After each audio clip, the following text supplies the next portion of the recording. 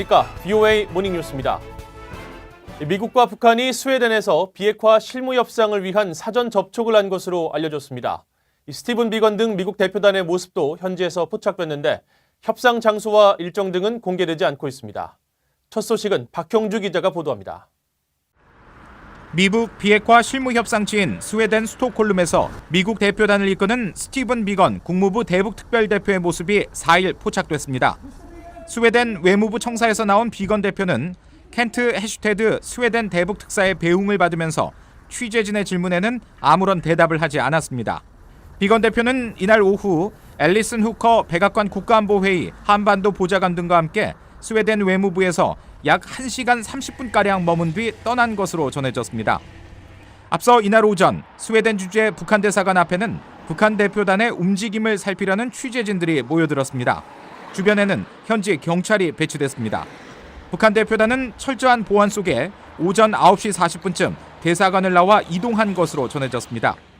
일부 북한 측 인사들의 모습이 언론에 포착되기도 했는데 북한 대표단을 이끄는 김명길 외무성 순회대사는 보이지 않았다고 언론은 보도했습니다. 북한 외무성의 앞선 발표대로라면 미북 양측은 현재 예비 접촉을 벌이고 있지만 회동 장소와 일정 등은 일절 공개되지 않았습니다. 5일로 예고된 본격적인 실무 협상은 전날 예비 접촉에 따라 구체적인 윤곽이 확정될 것이라는 관측도 나오고 있습니다. 앞서 북한은 미북 회담 재개를 앞두고 2일 해상에서 탄도미사일을 발사했지만 도널드 트럼프 대통령은 미북 대화가 계속 진행될 것임을 확인했습니다.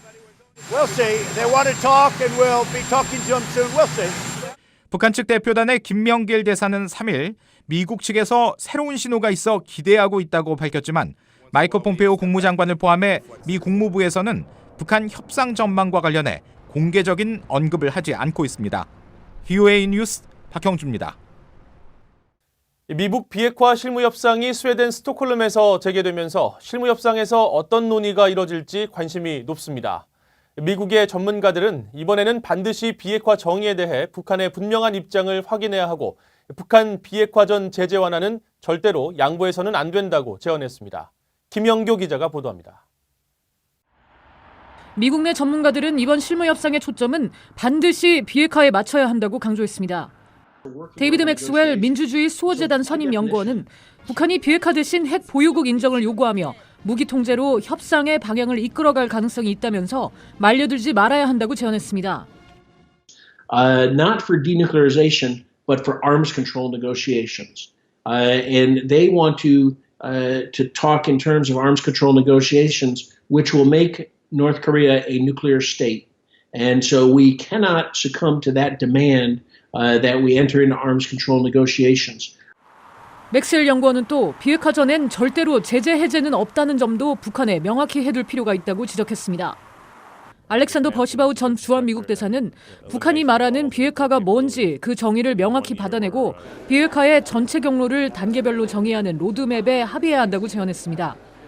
단 한 번 회의로 로드맵을 만드는 건 어려울 수 있지만 북한으로부터 포괄적인 로드맵 마련을 위한 합의만 얻어내도 성공적인 결과라는 겁니다. In my view, is to achieve a clearer understanding of what denuclearization means and to get a North Korean commitment to that version, that definition of denuclearization as the end state of the process. 마크 피츠패트릭 전 국무부 비확산 담당 부차관보는 영변 핵시설 폐쇄는 물론 다른 우라늄 농축시설 폐쇄도 받아야 한다고 강조했습니다.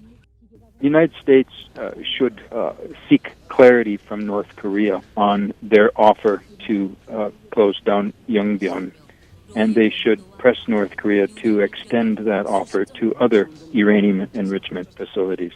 That's most important at this stage. 전문가들은 하노이 정상회담 합의 결렬 뒤 8개월 만에 열리는 실무 협상인 만큼 미국은 북한의 외교적 융통성을 발휘할 필요는 있다고 지적했습니다.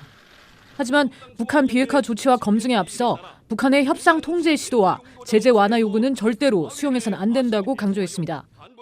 VOA 뉴스 김영교입니다. 북한이 2일 발사한 고체 연료형 잠수함 발사 탄도미사일 SLBM의 기술은 대륙간 탄도미사일 ICBM 개발에 그대로 적용할 수 있으며 이를 바탕으로 지상에서 중거리 미사일 실험을 감행할 수 있다는 분석이 나왔습니다. 미국 전략국제문제연구소 CSIS의 미사일 방어 프로젝트 이언 윌리엄스 부국장은 3일 BOA와의 인터뷰를 통해 북한이 공개한 사진을 보면 과거 북한이 실험했던 SLBM보다 크고 더 먼 거리를 날 수 있게 하는 2단계 이상의 미사일로 추정되며 따라서 더 큰 핵탄두 탑재도 가능할 수 있다면서 이같이 밝혔습니다.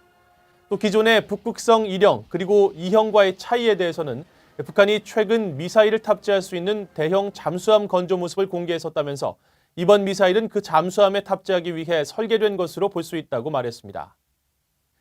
고노다로 일본 방위상은 북한이 주장한 신형 잠수함 발사 탄도미사일 SLBM 발사와 관련해 새 미사일 요격 시스템인 육상형 이지스 어쇼어 도입이 필요하다고 말했습니다.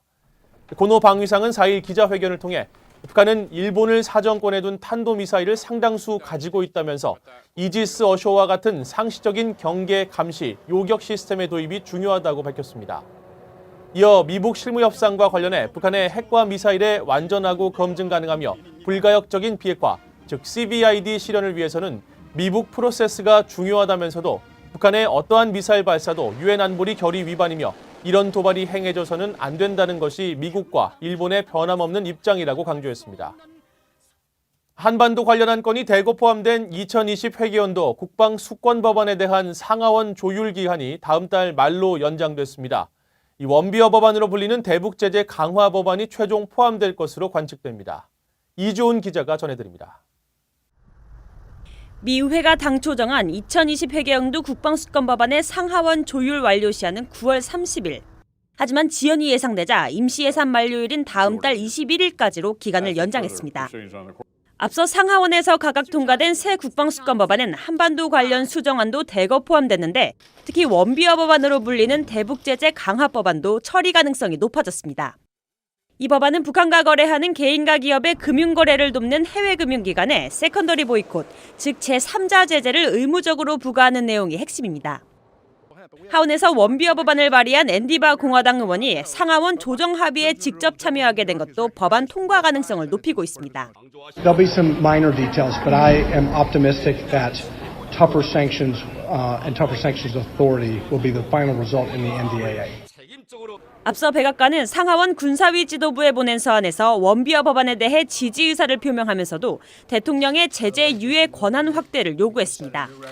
바 의원은 백악관의 이런 요구가 현재 진행 중인 미중 무역 협상과 관련이 있다면서도 북한과 거래하는 중국 기관에 대한 제재 필요성을 강조했습니다.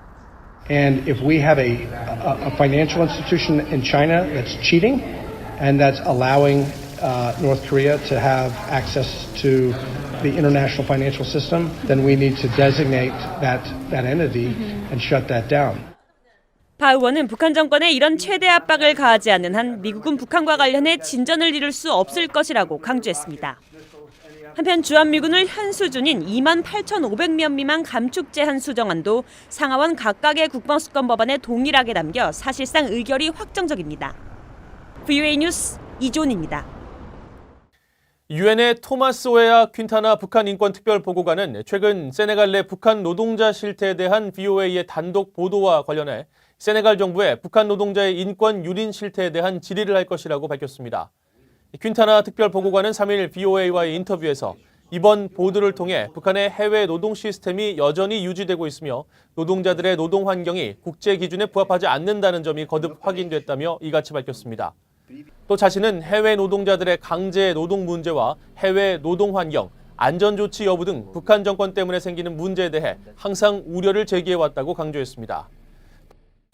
블라디미르 푸틴 러시아 대통령은 거친 수사를 배제한 도널드 트럼프 미국 대통령의 미북 직접 대화가 평화적 문제 해결에 희망을 키웠다고 평가했습니다. 푸틴 대통령은 3일 러시아 소치에서 열린 연례 국제 러시아 전문가 모임 회의에서 대화는 항상 어떤 대립보다 좋다면서 미북 대화가 대표적인 사례라고 언급하며 트럼프 대통령이 김정은 위원장과 회담한 것은 올바른 결정이었다고 말했습니다. 이어 여전히 해결되지 않은 문제들과 긴 여정이 남아있지만 트럼프 대통령의 파격적인 행보를 제대로 평가해야 한다고 덧붙였습니다.